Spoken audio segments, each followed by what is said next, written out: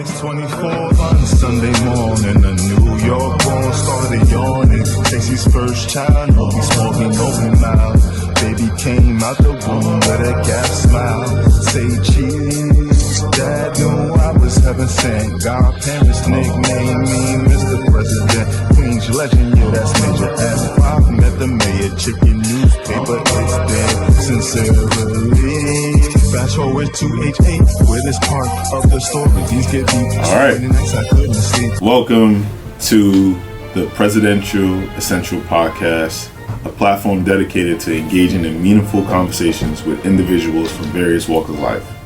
Here we explore variable insights on life challenges and the transformative stories that has shaped their journeys. Remember, it's nothing political, but everything spiritual.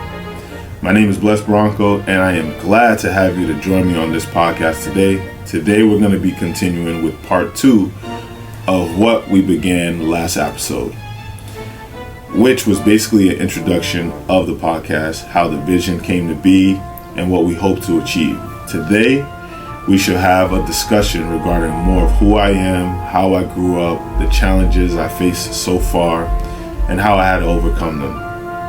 We shall also discuss how my faith has played a critical role in shaping who I became today, and who I hope to become in the future.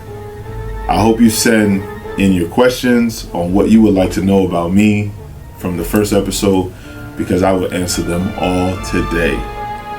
Welcome again to the Presidential Essential Podcast. So, I grew up in New York. I was born in New York. I lived there all my life, but I lived in almost every city, from Queens to Staten Island to Long Island to Suffolk County, Nassau County. I even went to school at University of Buffalo, so I was there for maybe like a year and a half. So, I've had family in Brooklyn, I have family in Bronx.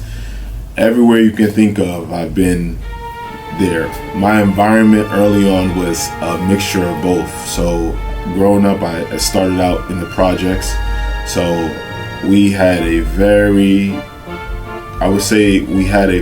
unstable upbringing, where we moved to like 8 different places in 2 years. So in a sense, this was you would look at this as like a curse, but it was also a blessing. So yes, I would probably go to a different school, change friends, but sometimes I was at a private school. I had white friends. Sometimes I was in the projects. I had my friends. I had even growing up as a Nigerian, I was able to touch all different groups and relate to each of them.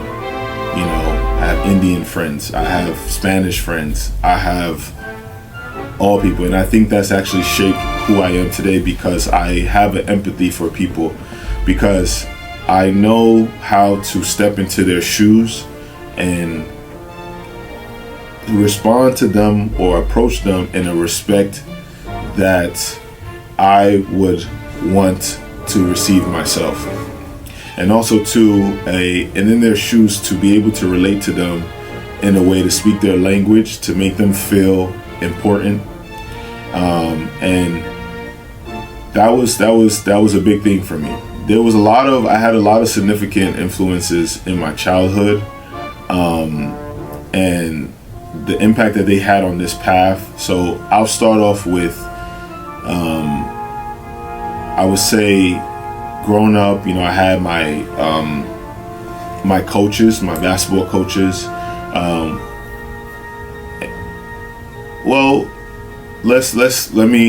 Let me start from the childhood more so. So childhood, I had a lot of my uncles. I had a lot of my cousins, older cousins that I looked up to a lot, and they would always show me around. They would always take care of me. They always, bring me everywhere. They'll buy me shoes. They'll buy me clothes. this impact had a lot on me because I knew I had a support, or backing, per se. Another significant influence in my childhood, if we're going off of, I'm kind of trying to stay before high school, because I definitely had a lot, like high school, college. I had particularly like people who were my influence. Another person I would recognize is my good friend who actually lives in Texas now. His father, who was a pastor at RCCG in Amityville, and that was a big influence on me because my father is not he's not a Christian. He grew up Catholic, so but at the same time he did not force or not say force, but he didn't stop me from wanting to go to church. I kind of picked that up on myself. I didn't, he didn't go to church, but I just found, I just connected with my friend Daniel, and they would always pick me up, every Sunday. And as I got a lot better in the game of basketball, I started to before we get, I keep going back into the high school.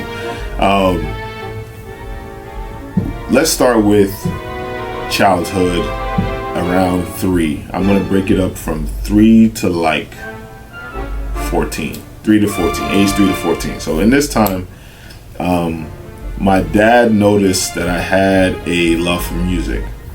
As I was saying, so from my childhood, growing up, my dad used to play a lot of music like Fela Kuti, Ebenezer Obey, Yinka Ifele, doo-wop music, 50s, Motown.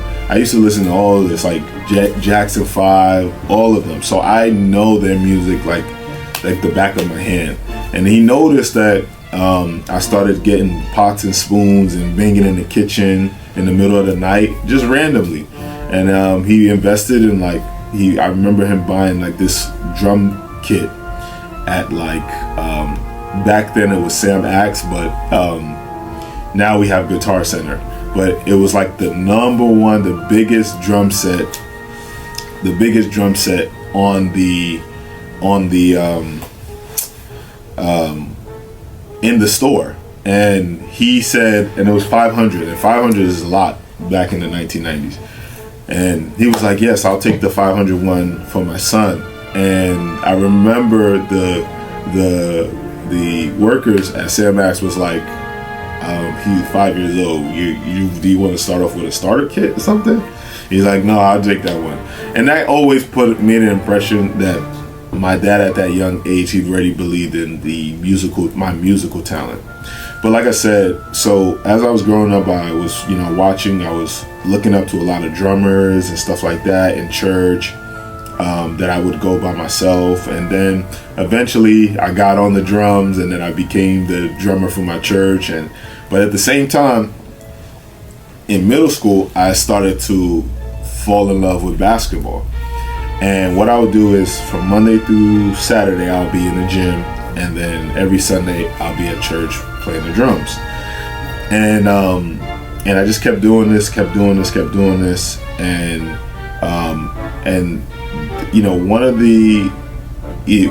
one of the pivotal moments from my youth that I believe set me on my current journey is that when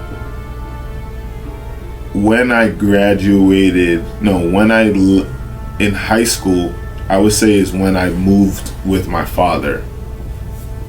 That was very pivotal. So my parents at that time had split up, and but I was living with my mom for a little bit, and then when it got to middle school, that was a pivotal moment for my youth, because where my father lived was in the suburbs. So it kind of gave me this kind of stability, and kind of gave me this ability to breathe. And it was the first time that I didn't have to lock the door at the house. And my dad was like, yeah, you don't have to like, it was, some things were strange, and I was learning. I was actually able to be a kid again. I think that was a very pivotal thing because it expanded my mind creatively. It expanded my mind creatively, so it allowed me to actually be able to perform in basketball at a high level. That's why MSG started coming to my games.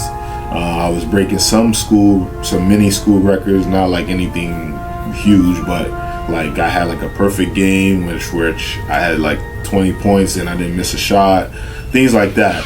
And one of the biggest challenges that I faced and had to overcome was just going through that whole process of figuring out, okay, if this is the NBA path that I want to go, like how would I get there? What is it going to take for me to get there? Do I have the support system to get there? And of course there's times that I felt like giving up because my dad was supportive, however he was very unsupportive. What I mean by that is in the Nigerian culture where they literally they only want you to be three things, and it's a one word: doctor, lawyer, engineer. If you're not one of these three things, they consider you a failure in the family and things of that sort. So for you to come and even say, I want to do music, I want to do sports, it's very foreign. They will actually say to you, you have failed me, son. I'll disown you.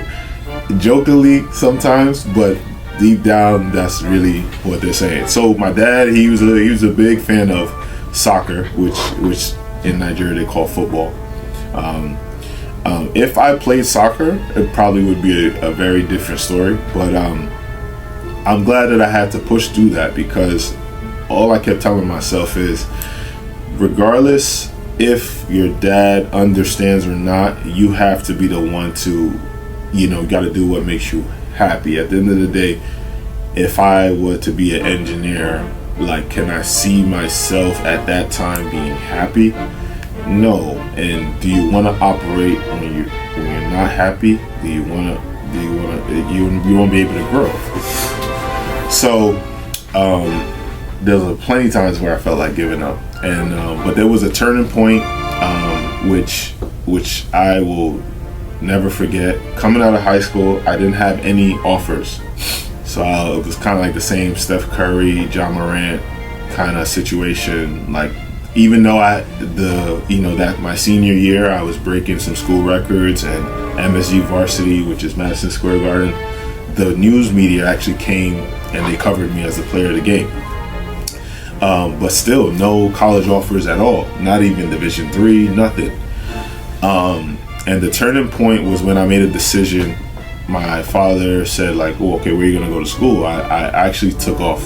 I didn't go to school. I didn't go for a whole semester, because I was like, I'm going to train. I've decided that I am going to get to college. There's no way, because just that summer I was playing with NBA pros, and I was specifically Michael Kidd-Gilchrist, who was like he's the number 2 pick in the 2012 draft, and I was holding my own. So I was like, there's no way that not one coach believes in me.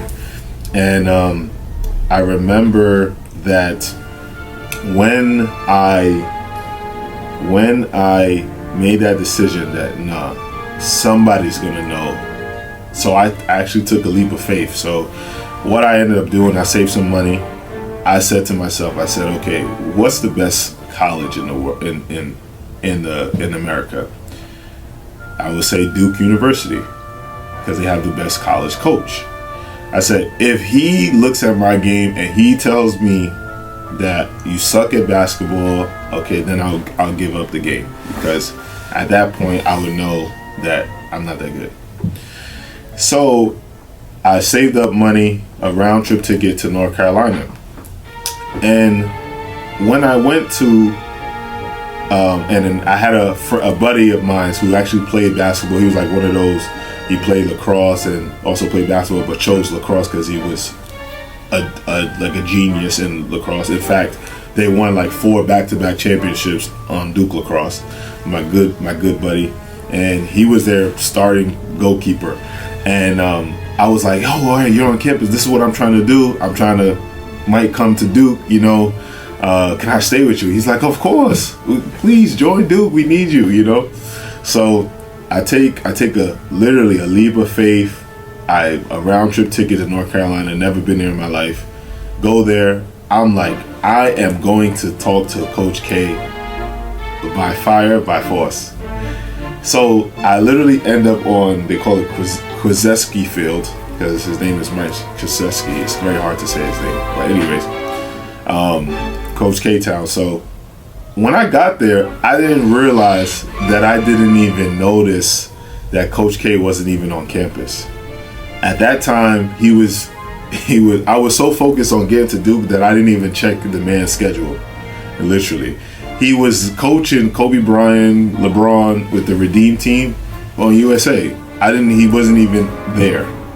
So I ended up, by the grace of God, I ended up meeting the second person in command, Coach Nate, shout out to him. And I came there in a bow tie and a suit, and he was like, man, I like your style. You came all the way here from New, you know what? All right. And I said to him, hey, Coach, I ain't gonna waste your time.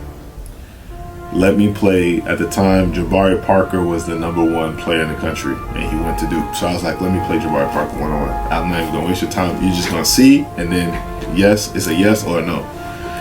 And the thing I will always respect about Duke is they didn't say, nah, man, who are you? Like, he said, we want the smoke. So like, okay, let's do it. We'll go put on your shoes.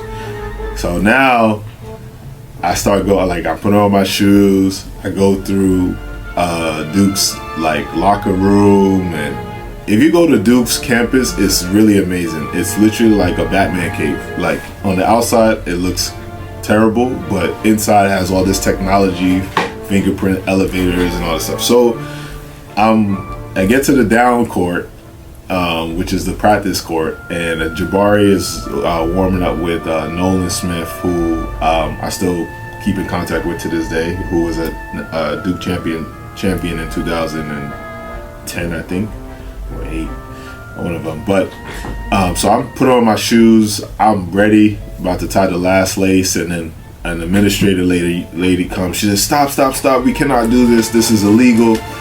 And my face was like, man, that was my one chance. But luckily he had said, hey, why don't you come back? I like your style. Come back tomorrow. I'll have something for you. So I came back, and he was able to connect me with, he was like, hey, we got 2 options. You can either go to North Carolina Central, which is a Division I school, but you'll have to pay out of pocket, or North Carolina Wesleyan, which they can get you some scholarships, and you pretty much pay almost nothing. And then he's like, yeah, then you go there for a year, then you come and walk on, potentially. You just got to have your grades good. So that was the plan, and I was like, all right, cool, I'll go to Wesleyan, where it's a Division III school. I was like, all right, I'm gonna play. That's my dilemma. I'm gonna play. And as I got there, it was a rude awakening, because even if it's Division III, you have to definitely respect the players who's been there, whether 2, 3, 4 years ago. And I remember there was this one senior guard who's been there for 4 years. He was like 5'8", but he knew how to be a leader. He knew how to lead a team. He knew how to listen to coach. He knew how to be coachable. And that was one thing that I had to learn at North Carolina Wesleyan while getting my grades and trying to come to Duke the next year. I had to learn how to be a leader. I had to learn how to do the other things. I couldn't just depend on my athleticism and, oh wow, I can dunk, but that doesn't, who did I make better? But then it started to click on me as we got into the playoffs. Everything started to click, and I even got better as a basketball player. And then at that point, I knew for sure I was a Division I player, because even when the leader, that leader point guard, who was a senior at that time, he would turn red trying to guard me all practice, and he even was like, you got it. So, because I started to adapt a lot of things that he was implementing to make the team better, even off the court. He was there for his teammates. He was showing an interest in their family, their stuff. So I learned from him. So I really appreciate him. Shout out to him wherever he is. So now the end of the year comes, and now it's time for me to go to Duke.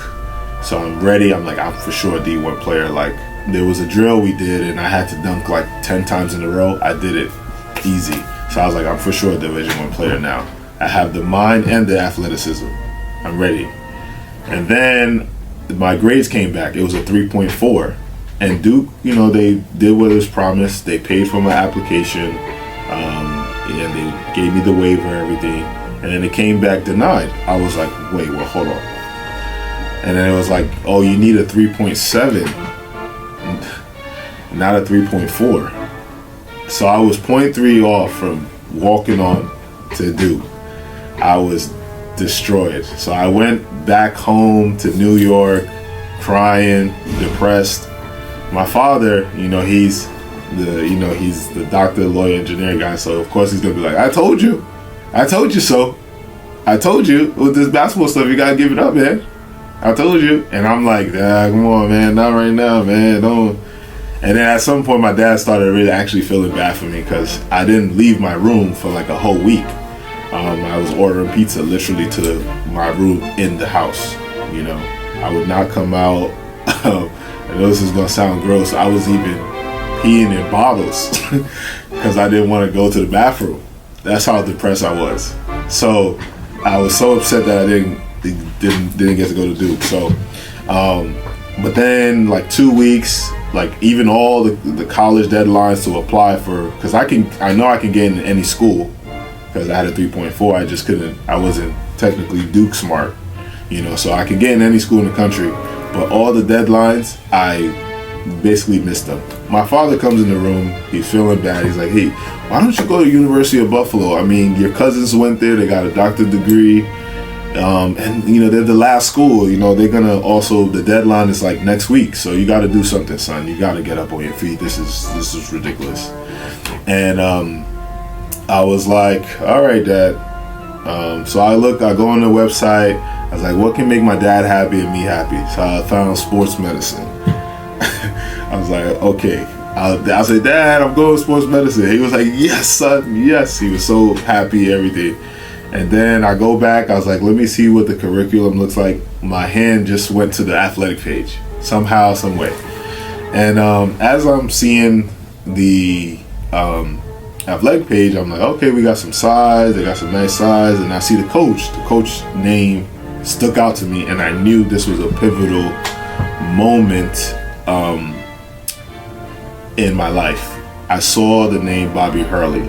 And Bobby Hurley was basically Coach K's favorite point guard, and he's documented this a lot on documentaries, and he's won back-to-back championships with Duke. So I'm he's at Buffalo? Oh, I'm gonna be part of this team for sure. That's what I told myself. I was I'm going to Buffalo, but my mind, I know my dad thinks I'm doing sports medicine, but my intention is I need to be on this team. He needs to coach me. So because I knew at that point, I felt at that point there was no people that can actually see my talent or believe in my gift unless they were at the top of the top. Because I felt there was a lot of coaches who were trying to get to the top, but they would overlook me because maybe I didn't have the resume, or I didn't go to the big school, or they wouldn't even come to see me. So I knew that the best coaches in the world would say the best plays, regardless of where they came from, how they came from. That's why I wanted to see Coach K. But then when I seen Bobby Hurley, I knew he was going to know.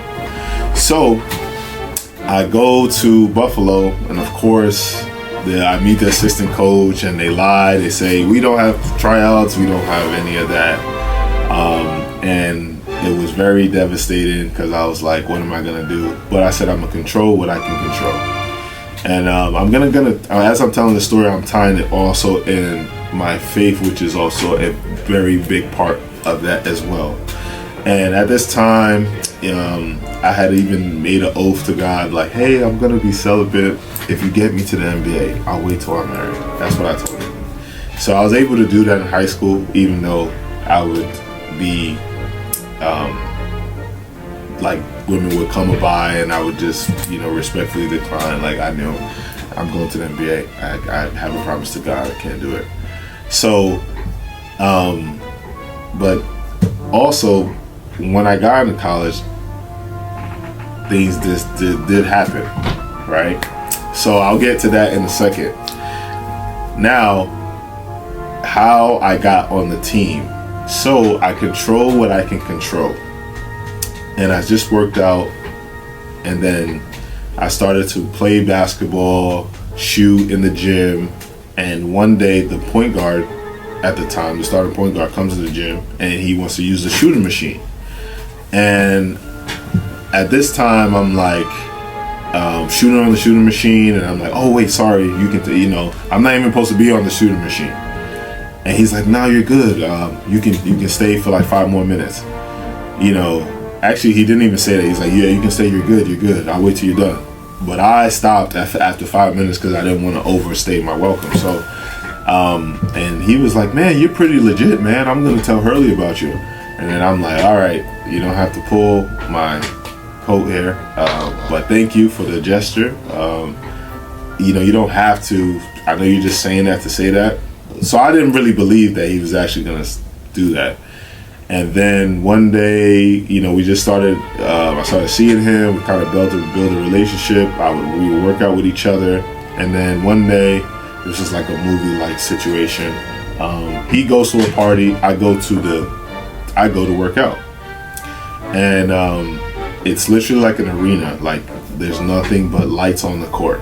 And I'm not meant to be there. No coaches are actually meant to be there. But actually, you need a code to get into the arena. So I had the code, and I hear some steps coming in while I'm training, and I can tell by the way he's walking, it's Hurley. I'm like, oh man, he's about to kick me out this gym. And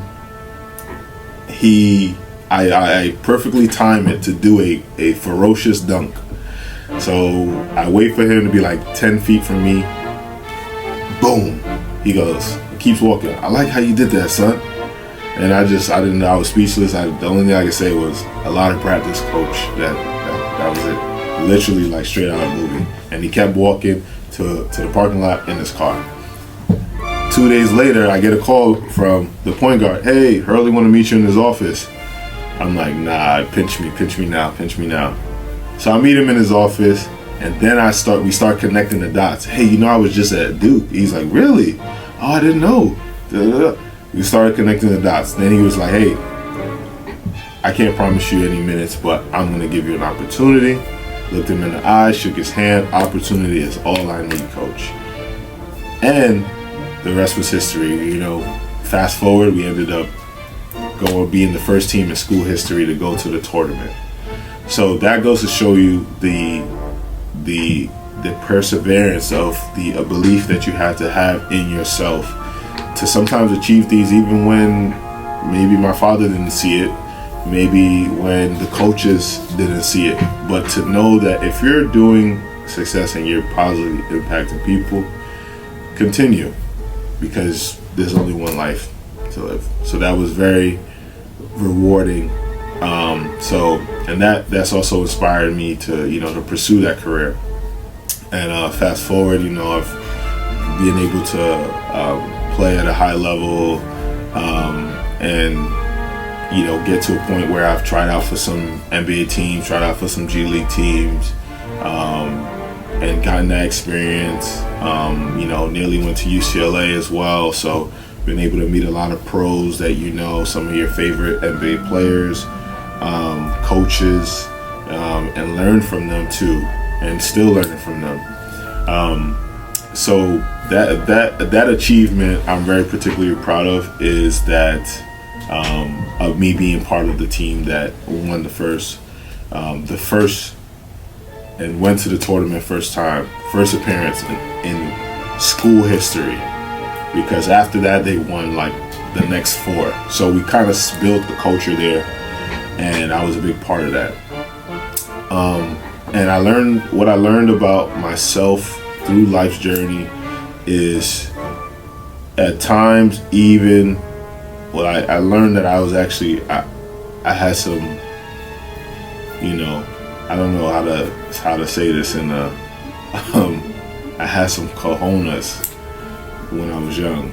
Because when I think of it now, I'm like, you were like 17, you really went to North Carolina and just by yourself, just saved a ticket and just went.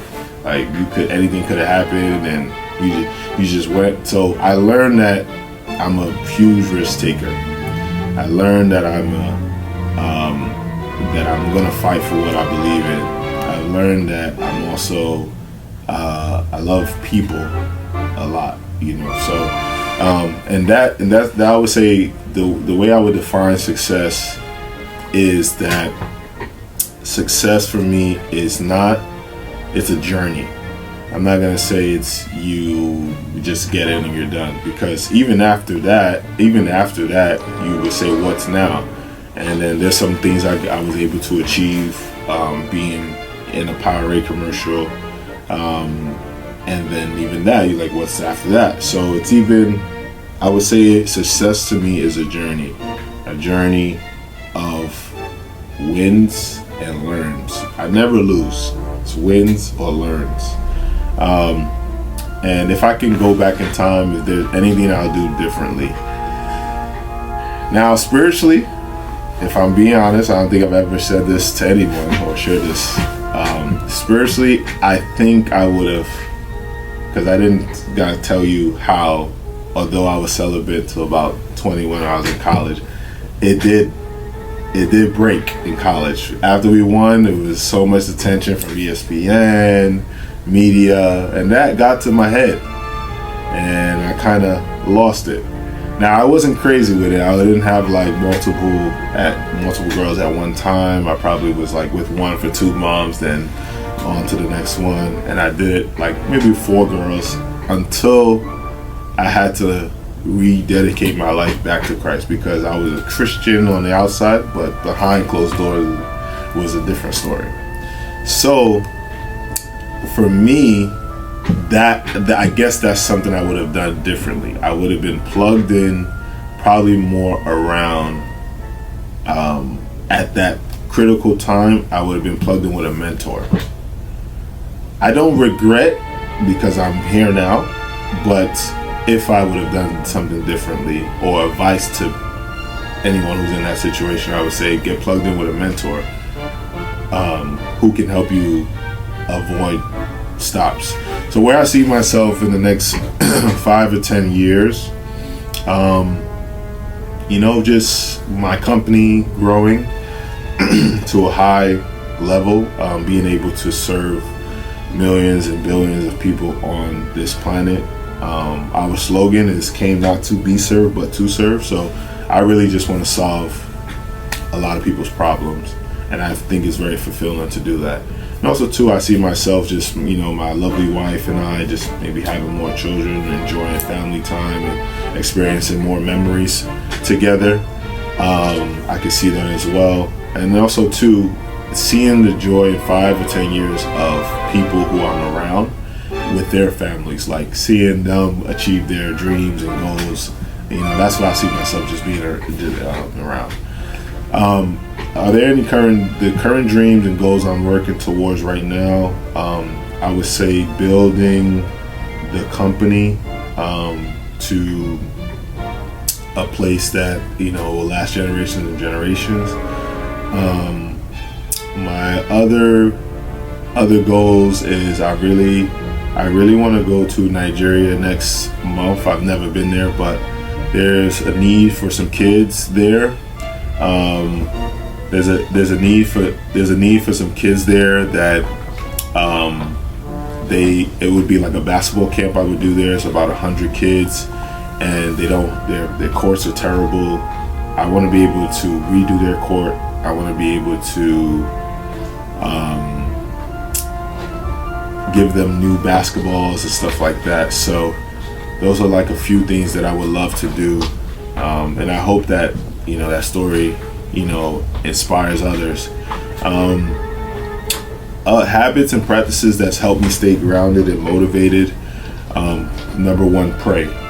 From that time that, like I said, I had slipped a little bit, but then I had to rededicate my life back to Christ. So I ended up, after that time, I ended up being celibate for 3 years after, and then I met my wife, right? So, but I had a prayer on my phone that says, Lord, have mercy on me, forgive me for wasting your time. And I pray that same prayer every day at 1 p.m. And it's good to really read your Bible every day. Don't miss a day. That's another thing that's another great piece of advice that will help you stay grounded and motivated. And that will help shape your life in a positive direction. So you won't be in the wrong place at the wrong time. You'll be in the right place at the right time. What I would give myself to someone facing obstacles, if you can turn the thing down, scroll down here. Yeah. What advice would I would give to someone who is facing obstacles similar to ones that I encountered? I would say get plugged in with mentors. Is the biggest thing, but not just any mentor. I think it depends on what you want in life. I always say this to people because I don't want to sound like, hey, some people don't want to be married. That's fine. Some people don't want to have a family. That's fine. But wherever you want to go in 5 to 10 years, you want to get around the person who's already doing what you're trying to be. So, for example, if a family is important to you, you want to be around somebody who is a husband, who's a wife, who's been doing it, right? If you want to, your career is important to you, you want somebody who's, been doing it and is really good at it. You want to get plugged in with them because you're going to learn things on the way, right?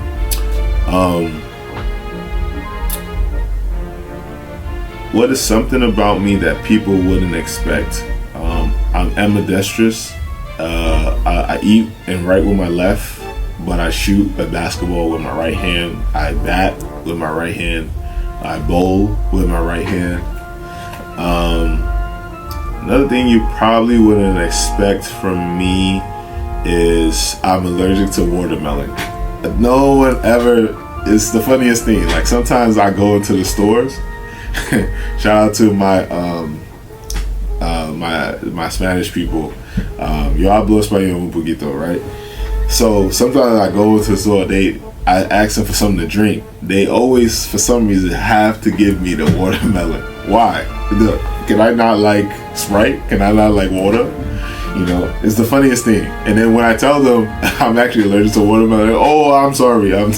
But like, it just gets me every time that they always pick the watermelon one first. Like, I know it's a stigma that black people must like watermelon, but that's probably something you wouldn't expect from me, that I'm allergic to watermelon and I'm allergic to shrimp. But shrimp is just seafood. A lot of people are allergic to shrimp. If my life were a book or a movie, what would the title be? Ooh. I don't know yet, but I'm going to end this episode with my favorite, in fact, my third favorite movie of all time, but my favorite Nigerian movie of all time. And I'm going to use that as this, The Train. The Train by Mount Zion Films, by Mike Mamiloye, is a story of him. The train is another metaphor for the journey. And his journey of faith, of how he got into the ministry, of serving people with his talent in drama and making movies, but it's still glorifying Christ. So I would say The Train. That would be a title similar to that, because it's still a journey. I still have a lot to grow. I have a lot to learn, but I definitely want to bring people along as I go on this journey. So love you guys. God bless you guys. Stay tuned for another episode. I will see you on episode 3. And if you have any questions, please leave them in the comments. I will answer them in the next episode. Love you guys, and God bless you. Started yawning. Stacy's first child, no be small, be no be mild. Baby came out the womb with a gap smile. Say cheese, Dad knew I was heaven sent. Godparents nicknamed me Mr. President. Queen's legend, yeah, that's major F5. Met the mayor, chicken newspaper, it's dead. Sincerely. Fast forward to age 8, where this part of the story, these get deep. So many nights I couldn't sleep.